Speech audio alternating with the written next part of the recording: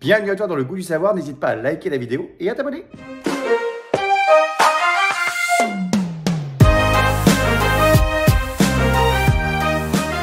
Alors mon Nico, je sais pas ce qui t'a appris aujourd'hui, mais tu as essayé de faire ton cours entre Montpellier et Avignon, puisque tu vas nous parler des mots en Nîmes. Oui, exactement. C'est une affaire à la fois de géographie et de français. Alors attention, c'est un petit peu Las Vegas, comme chez toi, Alex, et un petit peu comme chez Adrien aujourd'hui. Homonyme, synonyme, antonyme, paronyme, anonyme, pseudonyme, mais je vous rassure, pas la ville de Nîmes, bien entendu. Alors, qui ne s'est pas perdu un peu, avec tous ces noms un peu étranges, qui nous disent vaguement quelque chose, mais qu'on ne saurait désigner avec précision. Ah, tout d'abord, penchons-nous sur le suffixe onyme. On l'a vu déjà avec la leçon sur les homonymes, la toute première émission. Ça vient du grec onuma, qui signifie nom, N-O-M, et qui permet la construction justement des mots savants.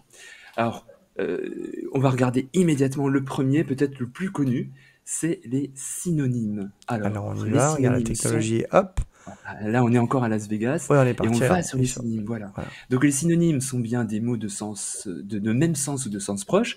Par exemple, on pourrait dire que Alex est beau, mais pourquoi pas dire qu'il est charmant, élégant ou magnifique? Et Merci, comme on bon je peut le sais que t'es un peu constater, vendu, mais quand même, n'exagérons pas. c'est un petit peu... C'est à la fois facile et vrai, tu vois. Et comme on peut le constater, un synonyme est intéressant parce qu'il propose une petite variation. Parfois, à Paris ou dans les grandes villes, on est gêné par ses voisins. Donc ma voisine fait beaucoup de bruit, on peut dire qu'elle est pénible, fatigante, ennuyeuse, empoisonnante. Mais du coup, j'ai parfois envie de changer de logement ou de maison, d'habitation, de toit, de domicile. Donc, toutes ces variations existent. Mais attention, on peut remarquer que ce ne sont pas des mots de la même famille, évidemment. En revanche, ils appartiennent toujours tous à la même classe grammaticale. Qu'est-ce que c'est que la classe grammaticale? C'est ce qu'on appelait avant une nature, c'est-à-dire soit un adjectif, soit un nom commun, soit un verbe. On a l'exemple ici, pour terminer, voler, on peut dire à la place dérober ou subtiliser. Donc quand on demande un synonyme à quelqu'un, il faut vraiment respecter la bonne nature, c'est-à-dire adjectif, nom ou verbe. Alors, D'accord. à quoi ça sert les synonymes, me direz-vous? Ben, il y a une utilité très profonde. D'abord, c'est de choisir le mot juste, et ainsi on devient précis et clair. Donc c'est très important parce que plus on est précis dans la vie, plus on ouvre des portes et on se fait comprendre. Ensuite, c'est chercher des mots qu'on n'a pas l'habitude d'employer, donc des mots qui sont rarement employés. C'est toujours très agréable sur le plan culturel. Et enfin, quand on est un élève, et on est toute sa vie un élève, mais particulièrement un collégien ou un lycéen, ça permet de varier les mots dans une rédaction, par exemple, pour éviter les répétitions. Par exemple, au lieu de dire le héros marcha, on dira le protagoniste avança, ce qui est beaucoup plus littéraire. Et on retrouve d'ailleurs ce terme en espagnol, hein, un protagonista, c'est un héros. Donc, Ah oui, mais en c'est vrai que plus, c'est on très peut... important parce que sinon on a tendance à tout le temps répéter les mêmes mots, quoi.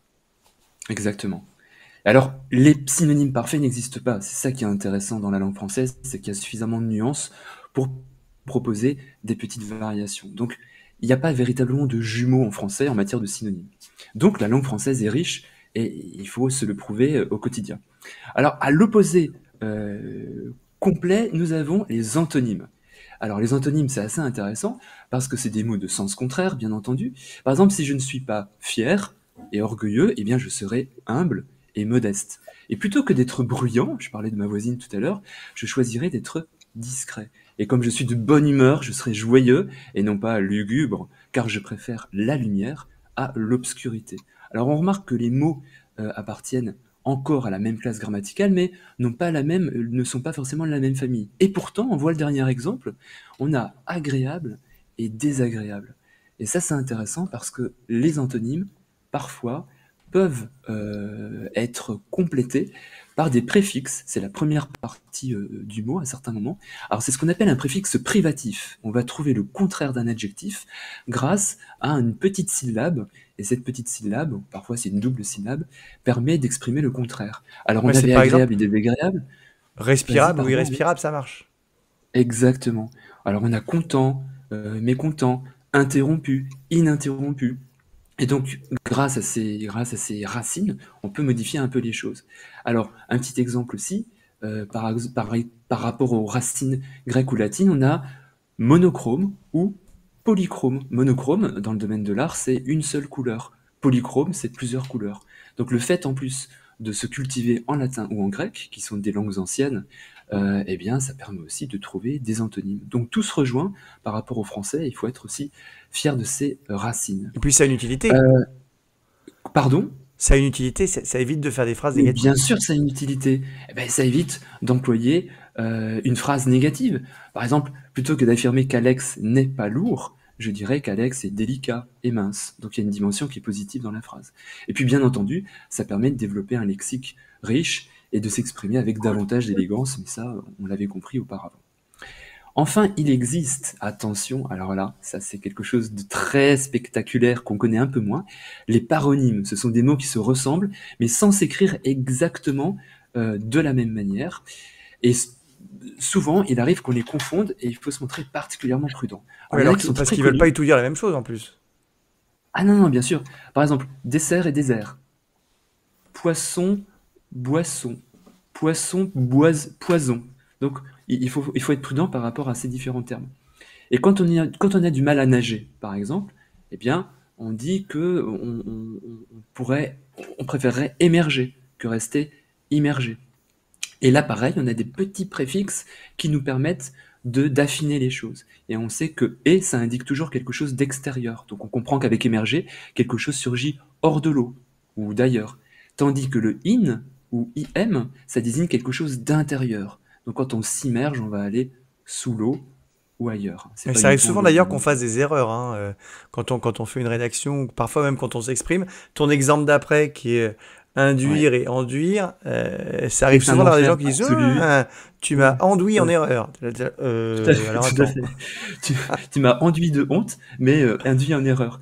Et en effet, induire, ça signifie porter, pousser quelque chose, pousser à faire quelque chose, comme induire en erreur. Donc ça, c'est intéressant. Mais enduire, ça signifie recouvrir d'un produit, comme s'enduire, je sais pas, par exemple, les mains de pâte à tartiner, par erreur, bien entendu, ou par gourmandise aussi. L'autre aussi qui est intéressant, c'est inclinaison. On a inclinaison et inclination. Alors à l'inclinaison, il y a une dimension bien sûr qui est physique, puisque ça désigne l'état de ce qui est incliné, penché, tandis que inclination indiquera une tendance, un penchant pour quelque chose. Et là, on peut faire déjà un jeu de mots par rapport à ce qui est penché. Mais c'est un penchant psychologique, un penchant mental. Donc l'inclinaison, par exemple, du mur m'inquiète, hein, parce que peut-être qu'il peut s'écrouler. En revanche, l'inclination de chacun des invités aujourd'hui pour les romans, eh bien, m'enchante absolument, puisque vous êtes porté sur le plaisir d'une narration et le plaisir de la culture. Et parmi les animaux, j'aime bien finir par les animaux parce que j'adore les fables, eh bien, on a deux copains qui sont la grenouille et le corbeau. Et alors là, je vous demande, je suis sûr que vous connaissez le bruit de chacun, le bruit de leur cri. Attends, on a Allez, un ça y prof est, de il y SVT a qui a de pas. se prendre la tête, qui est pas normal. C'est quand même, tu devrais quand même savoir, Adrien, qu'est-ce que ça fait. Il y en a un qui coasse et l'autre qui croasse. Ah Et bah Alex, Alors, voilà. je vais te je laisser choisis. nous dire lequel coasse et lequel croasse. Bon, allez, réponse. La grenouille coasse et le corbeau croasse. Voilà. Exactement. Donc ça, c'est... Alors, les bruits d'animaux, c'est absolument fascinant. Mais là, on a donc ces paronymes qui sont intéressants. Mais alors, on peut imaginer la vie un petit peu des animaux. Si la grenouille écrit une missive au corbeau, mais qu'elle ne signe pas, alors là, on a un autre mot en hymne, c'est bien sûr une lettre anonyme, hein. Donc c'est un adjectif qualificatif. Le préfixe privatif, à nouveau, hein, cette petite syllabe initiale, le an signifie privé de, donc ça annule le nom. Donc c'est intéressant. Et on sait très bien ce que signifie anonyme dans l'inconscient collectif, c'est très connu. Alors le dernier mot anonyme, il est intéressant, bien entendu. Il s'agit du pseudonyme. Voilà, c'est Eh un nom oui. commun qui désigne un nom propre. Et le pseudonyme signifie, alors pseudo signifie trompeur en grec, et c'est relativement intéressant parce que, en effet, on trompe, je dirais, malgré soi. En tout cas, on veut dissimuler son identité, et c'est souvent quelque chose qui est réservé aux artistes ou aux écrivains. Et le plus connu, bien entendu, c'est Jean-Baptiste Poquelin, qui est, Bah tout le monde le sait. bien sûr, Molière. Eh oui, c'est Voilà, Molière. ça c'est un des pseudos les plus connus. Et si je termine ce cours en indiquant que je suis Vincent Cassel, non seulement je suis un menteur, mais c'est juste un sosie et non un pseudonyme, car en réalité je m'appelle Nicolas, à moins que ce soit le contraire. Je sais plus Non, très non, bien, tu n'es bref. pas Vincent Cassel. Mais Arrête de Vincent croire ça. Cassel, Tu sais que j'ai attention, j'ai des gens qui le n'est croient, hein, pas qui me disent Vincent ah mais attends mais Cassel. c'est Oui, vraiment lui. oui. Mais Vincent Cassel n'est pas Vincent Cassel, parce qu'il s'appelle en réalité Vincent Crochon. C'est vrai que ça Oui, fait un moins mythe star drôle. tout de suite. Tout à fait. Et Vincent connaissez-vous... Crosson, t'es témoin à te dire, ah, c'est une superstar du cinéma français. Tout à fait, tout à fait, c'est autre chose. Et est-ce que vous connaissez Paul Van Haver? Bah, on le voit là, on a la solution sur le On truc. le C'est voilà, bien incroyable sûr. cette histoire. Et Stromae, bien entendu. Mais Stromae, c'est peut-être beaucoup plus éclatant comme terme. Et non seulement c'est un pseudo, mais en plus c'est du verlan, puisque vous le savez, Stromae, c'est maestro à l'envers. Le verlan, c'est quand on inverse les syllabes, hein, c'est ça. Hein. Exactement, exactement. Alors, il y en a un dernier qui est connu, mais ça, je demande l'autorisation à notre maître de cérémonie de le dire ou non. Ah oui, non, c'est pas tout à fait mon nom, c'est ça que tu veux dire. Je m'appelle pas vraiment Alex Good. C'est ça, je Exactement. suis pas loin, c'est pas loin. C'est quasi la même chose. Moi, j'ai juste enlevé des lettres. Voilà, parce que mon vrai Voilà. prénom, c'est Alexandre, mais en fait, il y a que ma maman qui m'appelle. Il y a que ma maman qui m'appelle Alexandre. Donc, du coup, tous mes amis m'appelaient Alex. Donc, c'est pour ça que j'ai décidé de m'appeler Alex. Et mon nom de famille, c'est le même, à une ou deux lettres près. Voilà, voilà. Exactement. Alors, comme toujours, Et on a nous le conseil passons- lecture de la semaine, Nicolas. Alors, le livre du jour, alors c'est un livre qui est extrêmement connu. Alors, du coup, je vais me mettre Dans par l'autre là, non, sens, par de là. côté. Tac. Attends, boum, regarde, en direct, je bouge un petit peu les choses. Voilà. Alors, cette sublime œuvre de Mark Twain, qui est rentrée d'ailleurs assez récemment dans la Pléiade, qui est une très belle collection chez Gallimard. Et Tom Sawyer, donc c'est un enfant. Alors, on est aux États-Unis, on est parachuté dans un État qui s'appelle le Mississippi, sur les rives du célèbre fleuve, et c'est un jeune orphelin qui est recueilli par sa tante. Seulement, c'est un garçon qui est relativement turbulent, qui déteste les contraintes, et surtout qui déteste obéir. Est-ce que c'est pas un petit peu la spécialité de quelques enfants et de quelques adolescents? Ça fait aussi partie de la construction, hein, on pourra en parler en psychopédagogie. Donc il va vivre des aventures palpitantes. Là, on le voit avec son camarade Huckleberry Finn, avec qui il va faire les 400 coups. Et dans cet extrait, que j'aime beaucoup, Tom fait croire à sa tante qu'il a extrêmement mal aux dents. Je dis bien fait croire à sa tante parce que la seule justification, c'est qu'il a absolument pas envie d'aller à quel endroit? À l'école. À l'école, exactement. Alors, nous avons la tante dans cet extrait et nous avons Tom Sawyer. Je vous demande un tonnerre d'applaudissements pour Alex Good qui va incarner Tom Sawyer dans une réplique culte. Ah là, oui, attends, c'est un peu le rêve d'une vie quand même. Quand j'étais petit, je regardais, on en parlera après. Ok, donc je te fais Tom On est Sawyer. parti? On est parti. On est parti. Allons, allons, ne te remets pas à crier, ouvre la bouche. Ah, c'est exact. Ta dent remue, mais tu ne vas pas mourir pour ça. Marie, apporte-moi un fil de soie et va chercher un tison à la cuisine. Non, non, non, tante, je t'en prie, m'arrache pas la dent. Regarde, elle me fait plus mal. Ah voilà, l'arrache pas, non, je veux surtout pas manquer l'école. Ah, tiens, tiens, c'était donc cela. Tu n'avais pas envie d'aller en classe. Tom, mon petit Tom, moi qui t'aime tant, et tu essaies par tous les moyens de me faire de la peine.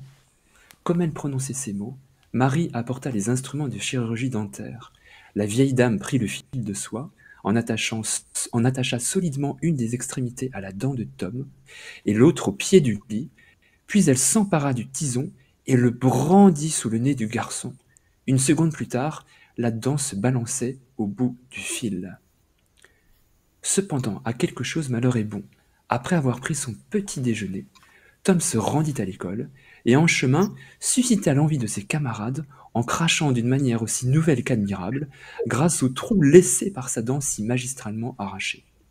Il eut bientôt autour de lui une petite cour de garçons intéressés par sa démonstration, tandis qu'un autre, qui jusqu'alors avait suscité le respect et l'admiration de tous pour une coupure au doigt, se retrouvait seul et privé de sa gloire. Magnifique. Attention. Applaudissements. Tout le monde applaudit. Oui, on fait bravo. On applaudit Mark Twain. En langue des C'est signes, comme formidable. on a vu la semaine dernière. Si vous n'avez pas vu le cours, hein, il est disponible sur YouTube. Merci beaucoup, Nicolas, pour tout ça. Regarde, je vais remettre ce plan-là que j'adore. Avec Je suis au plaisir. milieu entre vous tous. Ah là là, Je vous c'est vois beau. partout, là, de tous les côtés. C'est formidable.